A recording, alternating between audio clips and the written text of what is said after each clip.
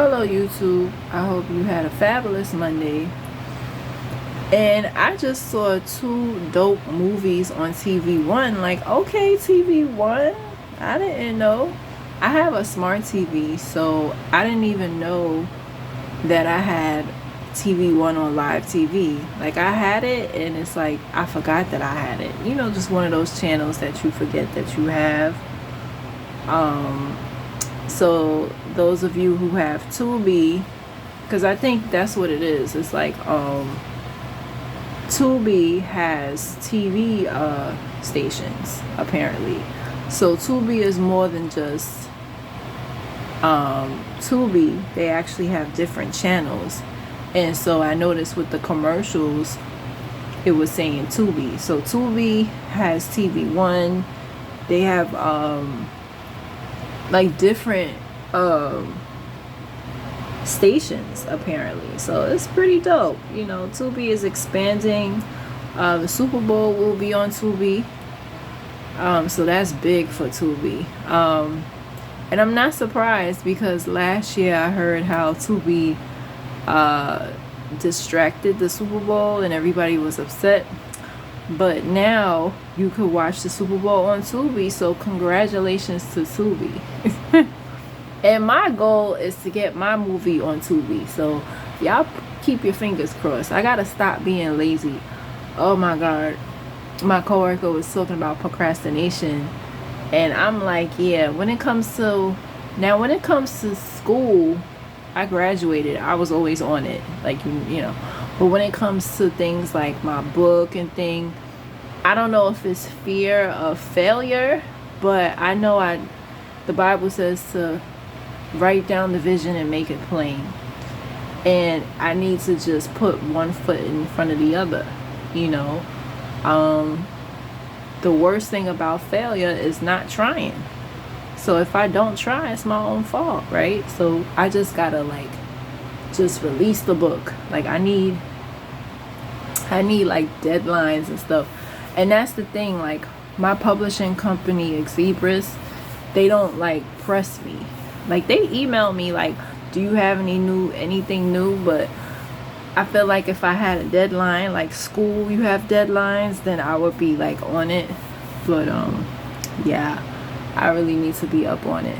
But anyway, on Tubi, I saw two really good movies. Like, the first one was Safe Room.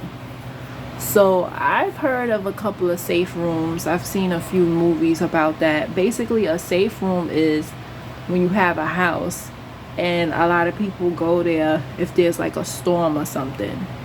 In this particular movie with Nicole Parker and her husband Boris Kojo, the movie, I love this so much because it's about an autistic boy, and I work with autistic kids. So watching that movie, I was like, yo, whoever this is, he's such an excellent actor. So I did some research, and he's autistic in real life. So I always say positive things and stuff. But yeah, autism, those of you guys who have autistic children, it is not the end for them. There's always hope. And you know, that is such an inspiration for him to be a 19-year-old autistic young man, and he's playing the part of an autistic boy. And just watching the movie, he was so amazing in that movie. He was literally, it came natural for him because he's autistic. And the thing about autism is it's different. It's from 0 to 100. So a person could be like Bill Gates, or it could be severe, where they're in a wheelchair or in Pampers. So when you think of autistic, you know, there's people that might be autistic and you may not even know that they're autistic, but there's always signs. I feel like there's always like little, because basically it's like a social disorder. So there's like little signs. Sometimes you're not going to tell if you're not really around the person, but little things like they don't get jokes. They might be a little delayed with certain things. They may not understand certain things. Like, obviously you know, if a man trying to holler at you, you give him a fake name. A woman that's autistic is not going to understand that.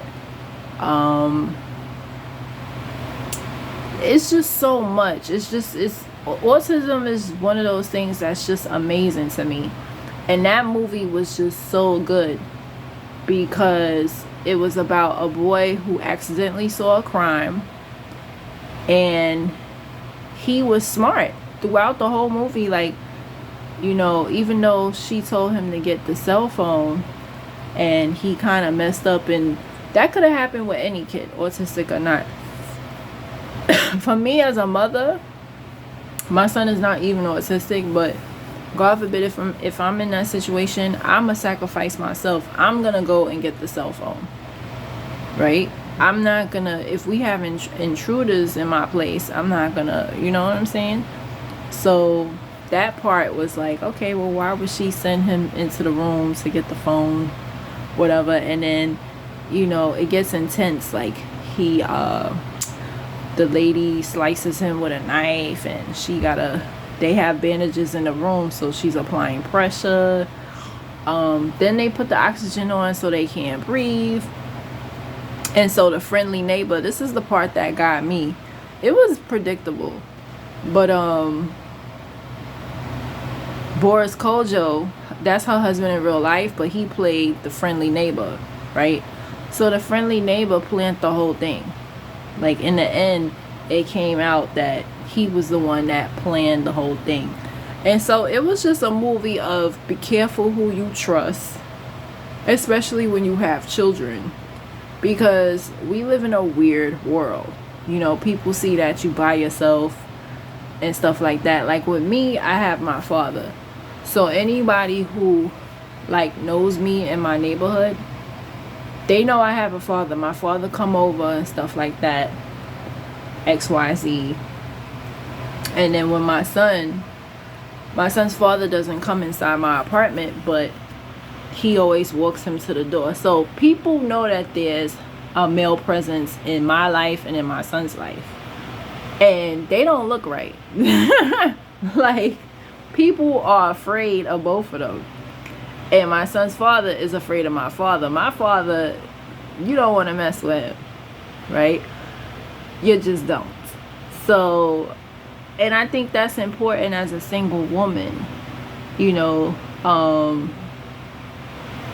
not every woman is blessed with backup or whatever, but that's how the enemy was able to get in. He knew her schedule. He knew that she would be with her son, and that's when they went for the attack. And they try to say, oh, well, he saw something he shouldn't have. And she's like, yo, he autistic. Like, whatever he saw, he's gonna forget. He not gonna tell nobody. But autistic kids are smart, and a lot of them, when they do see stuff, they can retain information. Some kids, they may not verbalize it all, but they'll be able to say, man, cut, knife, you know, depending on what spectrum, like what side of the spectrum they're on.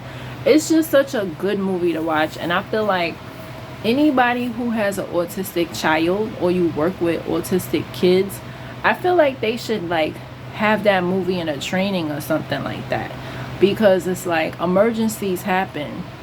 So how do we train these kids in a state of emergency? Like, we have fire drills, we have what else do we do in the school?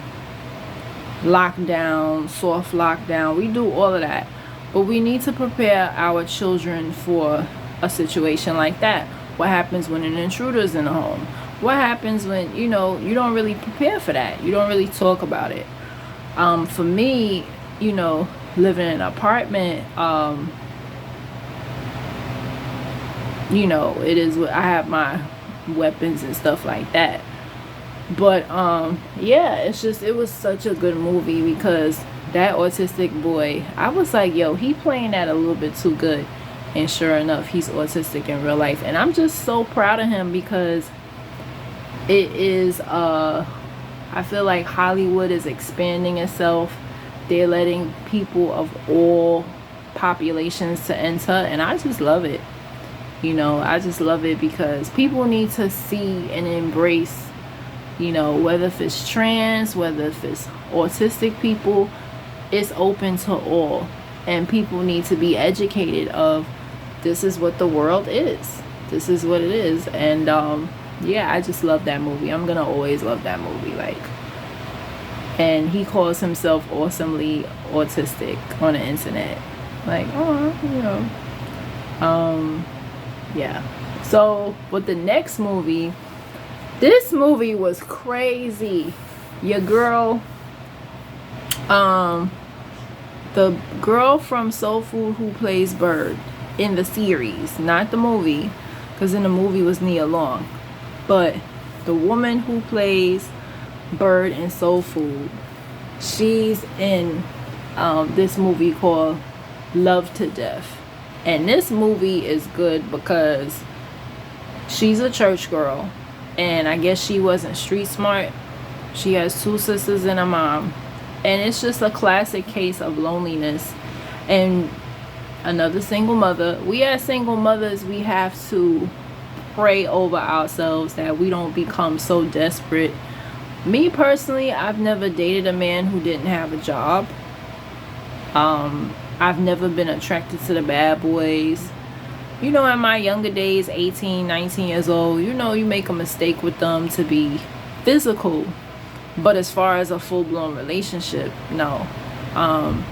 So in the movie, her daughter goes away to school, and she's a little lonely. So the devil, this guy, he says he loses his job. So I saw it from the beginning, but I was busy. I think I was putting away food or something like that. And so he loses his job, which I think he probably was lying, but he wasn't looking for work. He wasn't on unemployment. And I wanted to share the signs of a narcissist. And I think I talked about a narcissist before, but I said, Crystal, you just got to do this video again for your single ladies, because women sometimes we don't think, and it could happen to anybody. Now, for me in particular, I'm not a Captain Save-A-Ho, so that's not my personality.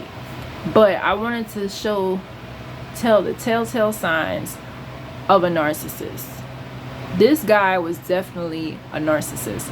I remember I talked about narcissistic traits before, but he is the perfect example of a narcissist. So I'm pretty sure he lied about losing his job, because when you lose your job, you get what? Unemployment. So I wanted to say that if a person enters your life and they say, oh, I just lost my job, if they're not getting unemployment, please ask them why.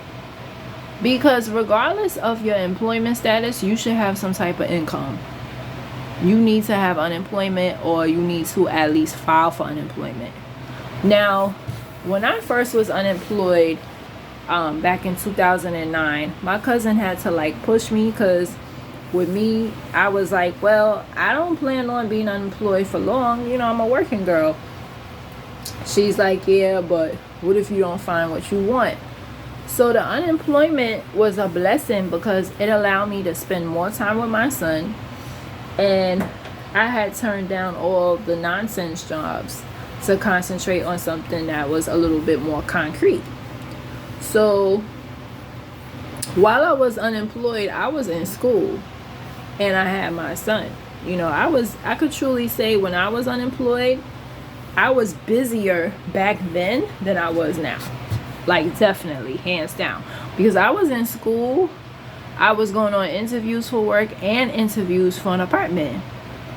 Getting Medicaid back then, those of you who had children between 2008 and 2011, it was crazy.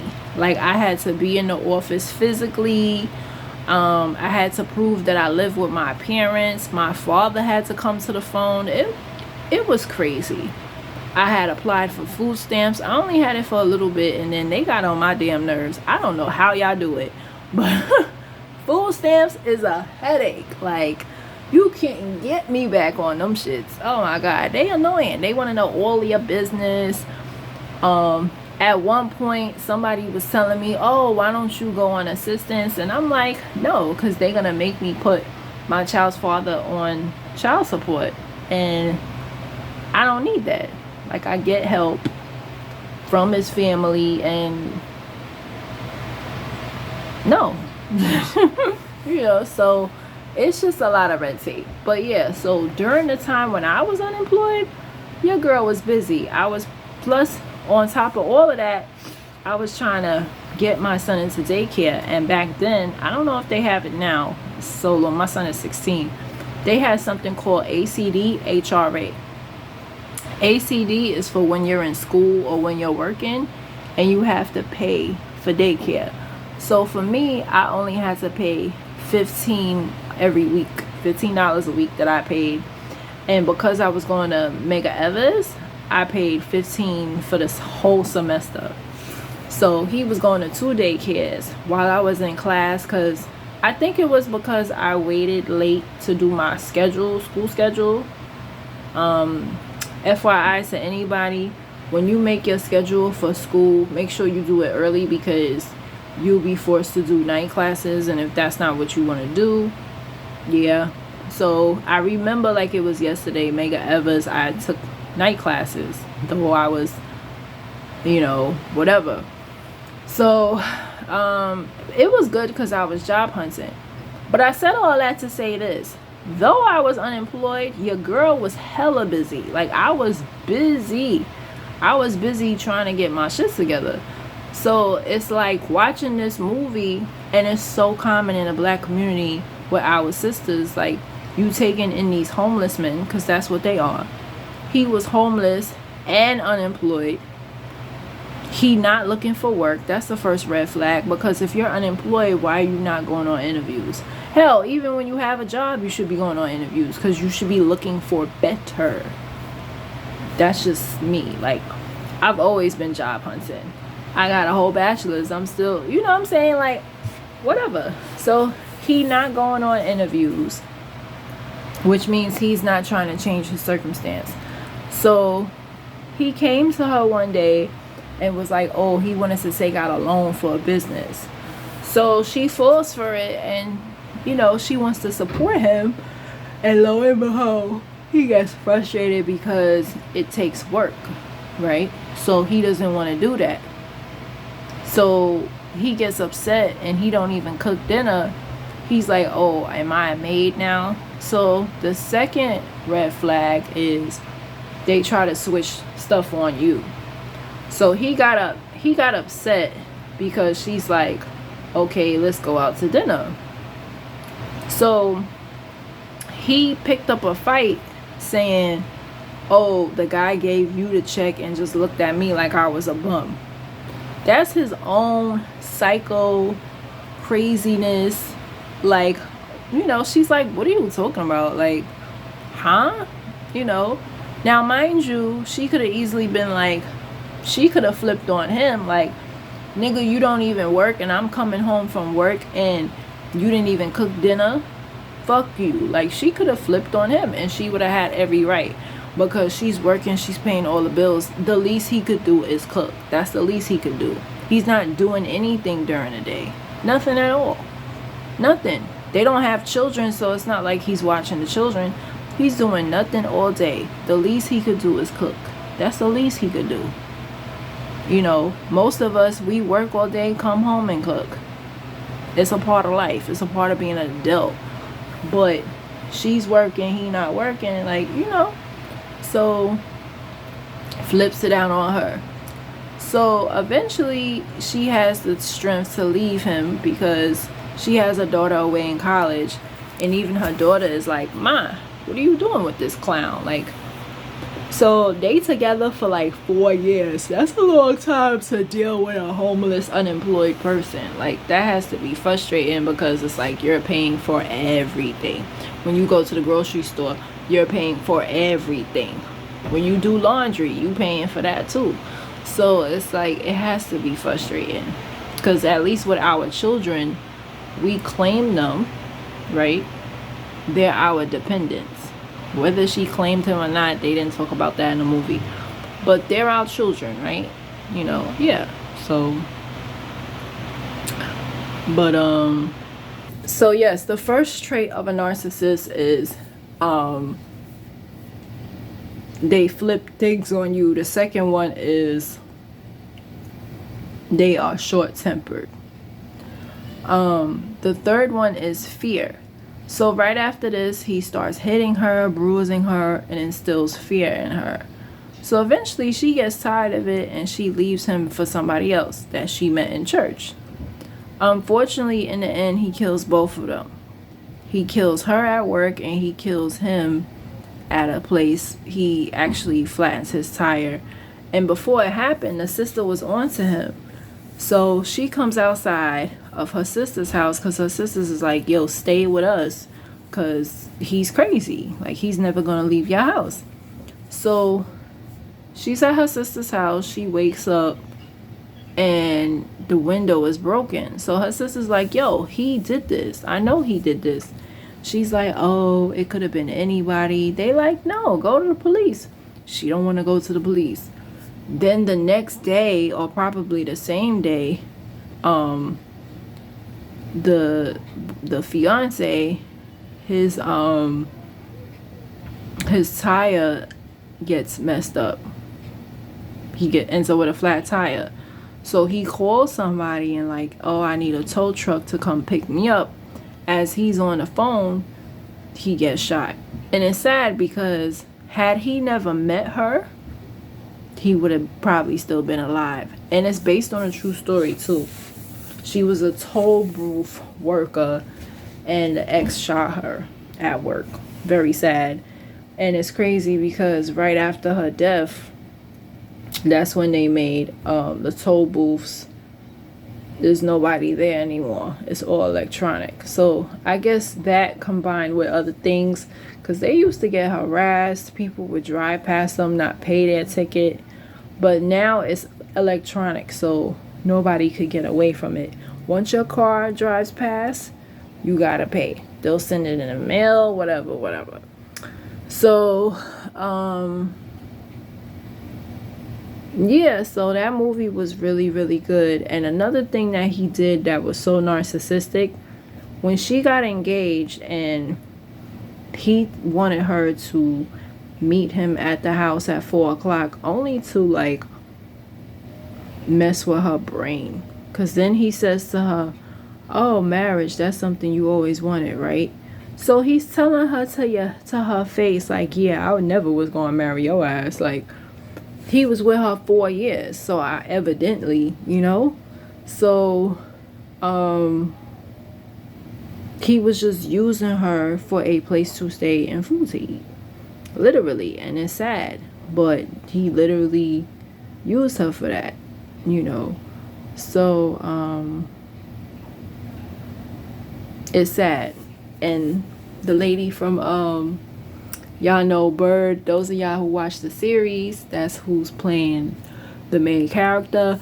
MC Light is in it. She plays one of the sisters, and it's a really good movie. It really, really is, because it just shows you how, because at first he would say little things, like, it's not like he just started beating her from day one. Like, no, it started with little things, like he would threaten her, he would say hurtful things, and then it got physical.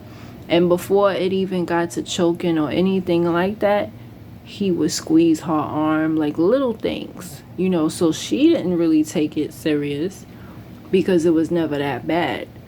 But there's always levels to it. And I'm gonna end on this note. If you or someone is suffering from domestic violence, please call 311. I can't stress that enough. If you're watching this and you're going through domestic violence, please reach out for help. If you live in the New York City area, there are shelters. There is help. Okay? You do not have to go through, especially if you have children. Think about your kids. Think about their future. He's not going to change. He's not. Especially if he's a bum and he doesn't work. Oh, he definitely not going to change. He's not. I'm sorry to break it to you. If you or a loved one is suffering from domestic violence, please get help. And those are my thoughts.